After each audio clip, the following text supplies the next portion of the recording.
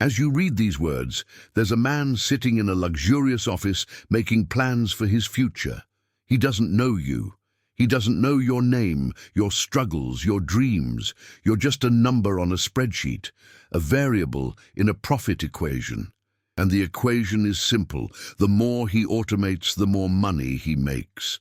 The more jobs his technology eliminates, the greater his wealth grows. You bleed, he profits. And 2025 isn't a random year. It's the deadline they set. The year when the massive implementation of AI systems reaches a critical point. The year when you'll feel it in your skin, in your bank account, in your family, what until now was only a distant threat. They are ready. The technology is developed. The infrastructure is built. The plans are finalized. And you? You are completely unprepared because the plan was deliberately hidden behind smooth corporate language. Exciting announcements about innovation, empty promises about creating more jobs than they eliminate. While you were distracted by superficial entertainment and news, while you believed your job was secure because it required human judgment, while you trusted the system would protect you, they built the most efficient wealth transfer machine history has ever seen. And now it's ready to operate. Let me reveal exactly what will happen to you in 2025, who is behind it, how much they will gain while you lose everything, and why you were kept in the dark until it was too late to stop. Let's start with who he is. It's not one person. It's a class, a technological elite. Elon Musk is the most visible face, but there are dozens of others. CEOs of AI companies, venture capitalists funding automation, tech billionaires who control platforms you use daily, corporate executives implementing systems that will replace you. They aren't cartoon villains, rubbing their hands together maliciously. They're worse. They are calculating businessmen who see automation purely as a profit opportunity and you purely as a cost to be eliminated. And the decision to accelerate implementation by 2025 is no accident. It's a coordinated strategy based on a convergence of factors. First factor, technology has reached sufficient maturity.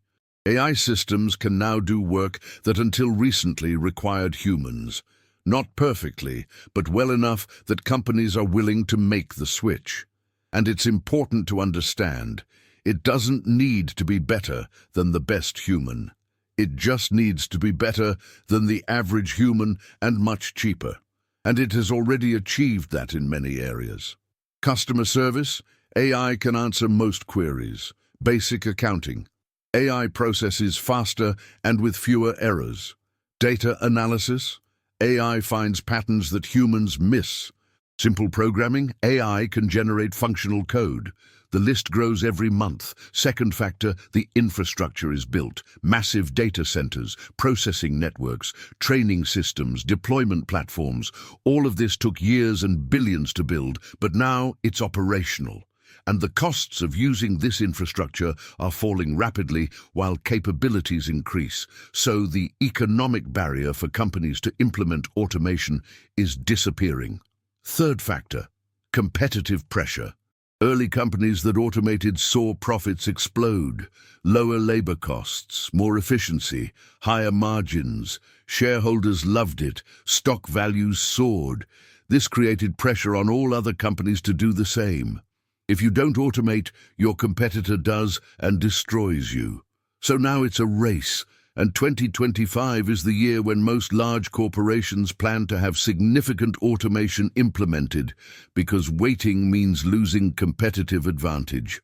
Fourth factor, a favorable political environment. For years, the tech elite has worked to shape regulation in its favor. Massive lobbying, campaign financing, revolving door between government and the private sector, control of the narrative through media ownership and social platforms. The result is that there is no meaningful regulation preventing automation. There are no transparency requirements. There are no taxes on robots. There are no protections for workers. They bought the political window they needed, and 2025 is when they will use it to the fullest. So the hidden plan isn't some crazy conspiracy. It's a business strategy executed openly but never honestly discussed. And the plan has specific phases that are already underway. Phase 1 began years ago, technology development, check. Phase 2, infrastructure building, check. Phase 3, normalization through gradual implementations that don't scare the public, in progress. Phase 4, coordinated mass implementation, planned for 2025. Phase 5, consolidation of gains and elimination of competition that hasn't automated, post-2025. And let's be specific about what Phase 4 means for you. If you work in customer service, your job is slated for elimination in 2025. Large companies have already tested systems. They work well enough. Costs are justified in less than a year. So the decision is made. Implementation is planned. You may not know it yet, but in corporate files, your position is already listed for automation. Maybe not you specifically in January, but your role is doomed. You and everyone who does what you do, hundreds of thousands in that sector alone. If you're an accountant or work in finance doing analysis, reconciliation, reporting, same story. Software already exists that does this better than you. Companies are piloting it now. Full rollout planned for 2025.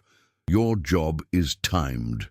If you work in logistics, transportation or warehousing, you may have a little more time because physical automation is more complex than software, but not much more. Autonomous vehicles are coming. Warehouse robots are being implemented. Automated management systems are being installed, and all of this is accelerating toward mainstream implementation in 2025. If you're a programmer, you might think you're safe because you're building automation. Fatal mistake. AI can already program. Not at the senior systems architect level yet, but it can do junior and mid-level developer work, and most programming jobs are exactly that. So you're on the list too. Maybe you're 2 or 3 years older than others, but you're coming. If you work in creative fields, design or copywriting, you've been sold the lie that creativity is exclusively human. But generative AI already creates images, text, and designs that are indistinguishable from human work for most purposes. And it's improving exponentially. Your job doesn't require Picasso-level creativity. It requires business acumen, and AI is already there. You're in line. The pattern is consistent across all sectors. Work that can be digitized can be automated, and almost any job can be digitized in some way, so almost everyone is vulnerable. And 2025 is the year where theoretical vulnerability becomes real loss, because all the factors I mentioned converge on that point. Now let's talk about numbers. How much will he profit? How much will you bleed? Let's use a specific example. A large call center company employs 10,000 people, average salary of 30,000 per year. That's 300 million in annual labor costs. The company invests 50 million in an AI system. It manages to reduce its workforce by 80%. Now it operates with 2,000 people. It saves 240 million per year. The investment pays for itself in 3 months. After that, it's pure profit. And where does that profit go? To shareholders, to executives, to Musk and others who provided the technology. 8,000 people lost their jobs. Their families are in crisis. The communities where they live suffer. But in corporate books, it's all efficiency, it's progress, it's maximizing shareholder value. Multiply this example by thousands of companies across dozens of sectors. We're talking about trillions of dollars being transferred from workers' wages to capital profits over the next few years, and 2025 is the year when the scale of this transfer becomes massive and visible. It's no longer 10 companies testing, it's 1,000 companies implementing simultaneously. It's a wave that drowns millions. And here's the part that should infuriate you. They know exactly what they're doing. It's not ignorance. It's not an unintended side effect. There are internal documents, shareholder presentations, strategic plans, all explicitly discussing how many jobs will be eliminated and how much money will be saved. They precisely calculated the human cost and decided it's worth it because the profit is greater. You bleed, they profit, and it's all planned. And the strategy of hiding this from the public is also deliberate. Corporate announcements never say, "We're going to lay off 10,000 people through automation." But they say, "We're modernizing operations," or investing in efficiency, or digitally transforming. Language is carefully chosen to obscure reality, and when layoffs happen, they are gradual. 100 here, 500 there, 1,000 in the next quarter. Never all at once, because that would create headlines, protests, political pressure, so it's a slow death by 1,000 cuts. And you, the individual worker, think it's your bad luck, that it's a personal failure, that you just need to find another job. You don't see that you're part of a massive wave because the wave is hidden through distributed timing, and the media is complicit. How many stories do you see about exciting new AI products, about self-driving cars, about impressive humanoid robots? Hundreds. How many stories do you see about specific workers who lost their jobs to automation, about communities destroyed by the closure of automated factories, about families in crisis because income disappeared? Almost none. And that's no coincidence.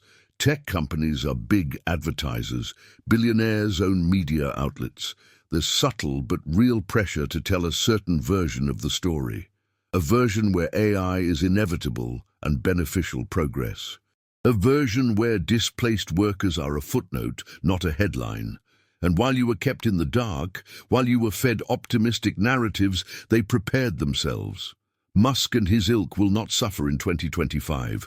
They will thrive because they possess technology that is replacing you, because they own shares in companies that are saving billions by eliminating jobs, because they structured finances to minimize taxes on massive gains. So when 2025 arrives, when you are unemployed or accepting much lower pay and much worse work, their net worth will be exploding to levels that make current wealth seem modest. And there will be no consequences for them. There will be no accountability, because the system was designed to protect them. When millions are unemployed, when the economy goes into crisis, they will say they couldn't have predicted it. They will say it's the responsibility of individuals to adapt. They will say the government should do more. They will never admit that they deliberately created the crisis through conscious choices motivated by pure greed. And the legal system will not touch them because they didn't break any laws. They destroyed lives, but within a legal framework that they themselves helped to write. And let's talk about what bleeding specifically means to you. It's not a metaphor. It's a literal loss of vital resources. First, bleeding, your job.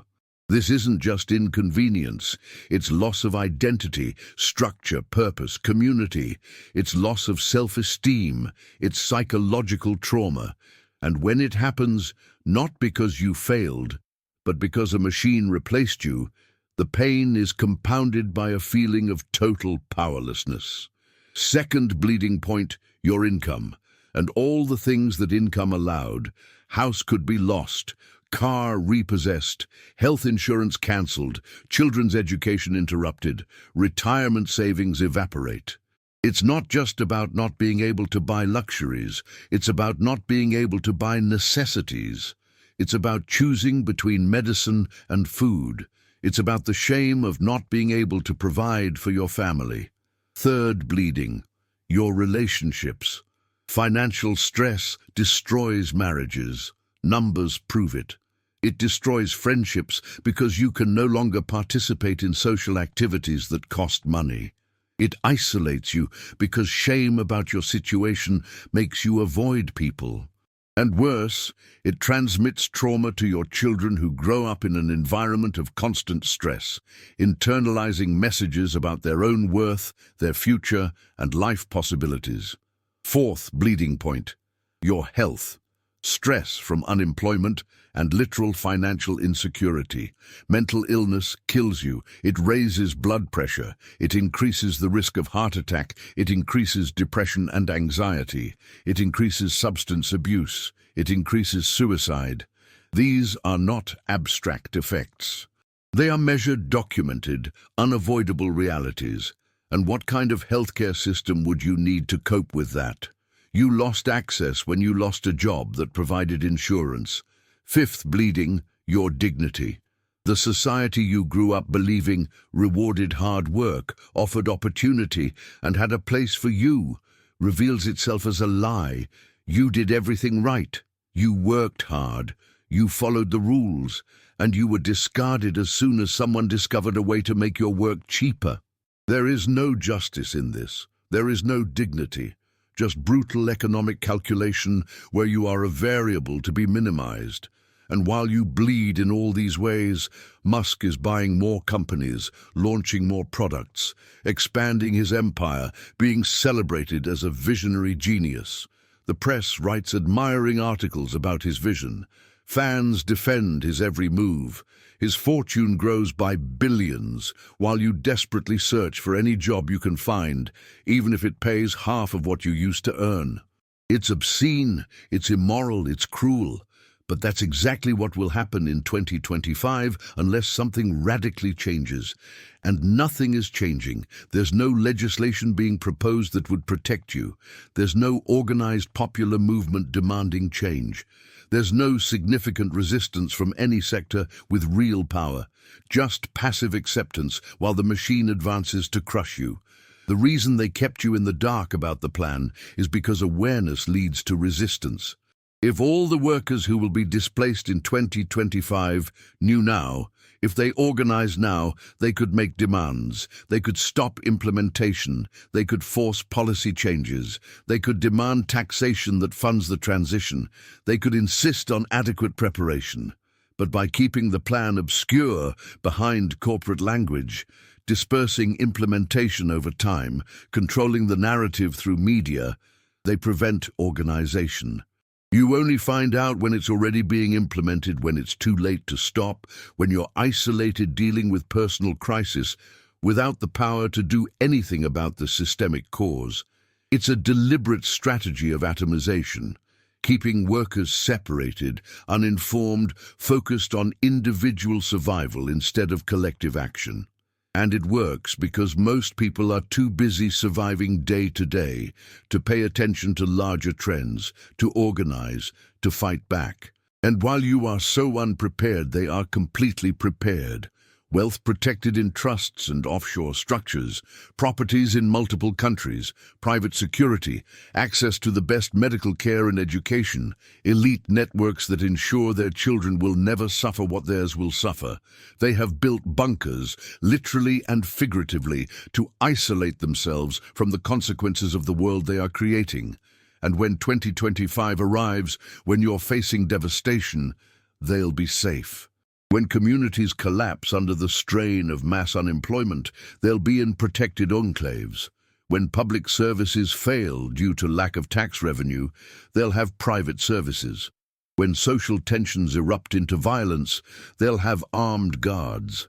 They've created a two-tiered society where they are completely insulated from the pain they inflict. And perhaps the darkest part of it all, they genuinely don't think they are villains. They see themselves as innovators, as entrepreneurs, as creators of progress. They have completely rationalized the human impact of their actions. In their minds, they are making the world a better place through technology. Displaced workers? They just have to adapt, not their responsibility. People who can't compete with AI. Natural selection, economic Darwinism, not cruelty, just reality. This self-justification allows them to execute their plans without guilt, without hesitation, without pity. So what can you do? First, stop denying it. Stop thinking your job is special, that you're an exception, that you'll somehow get away with it. You won't, unless you're literally in the top 1% in your field, doing work so specialized that AI can't replicate it yet. You're vulnerable. Accept that, because denial prevents preparedness. Second, prepare yourself materially. Reduce debt, build savings, diversify income sources if possible, acquire practical skills that are more difficult to automate, build community networks because they will be essential when formal systems fail. This is not paranoia. It is prudence based on a realistic assessment of where trends are heading. Third, organize. Talk to colleagues. Join unions if they exist. Create them if they don't. Connect with workers in other sectors because everyone faces the same threat. Collective strength is the only way to have bargaining power against massive corporations. Isolated, you are powerless. Organized, you can make demands. Fourth, demand political change. Taxation of automation to finance the transition. Adequate universal basic income, universal healthcare, free education. Regulations that slow implementation to allow time for adjustment, transparency on automation plans, protections for workers. None of this will come without a fight. The elite will resist with all the resources they have, but it is possible if enough people demand it loudly enough. Fifth, change the narrative. Stop accepting that automation is inevitable and beneficial. Call it what it is, a choice made by a few to benefit a few at the expense of many. Challenge the glorification of tech billionaires. Expose the reality behind the smooth corporate language. Make visible what they want to keep invisible. And finally, understand that you don't have the luxury of waiting. 2025 is not far away, it's next year. Plans are being executed now. Decisions about your future are being made now in corporate boardrooms where you have no voice. Every day of inaction is a day closer to disaster. So act now, urgently, angrily, with determination. Because the ultimate truth is this: he will only profit if you passively allow him to bleed you dry. If you accept it, if you don't resist, if you play by rigged rules, you lose. But if you acknowledge reality, if you organize, if you fight, there is possibility, not certainty, not a guarantee, but possibility. And that's better than passively accepting a fate that others have designed for you. You've been warned. You know what's coming. You know who profits and who bleeds. You know the plan exists and is in motion. Now choose, passive victim or active fighter. Because 2025 is coming regardless, and what happens to you depends partly on forces outside your control, but partly on the choices you make now. Choose wisely. Choose quickly, because time is running out.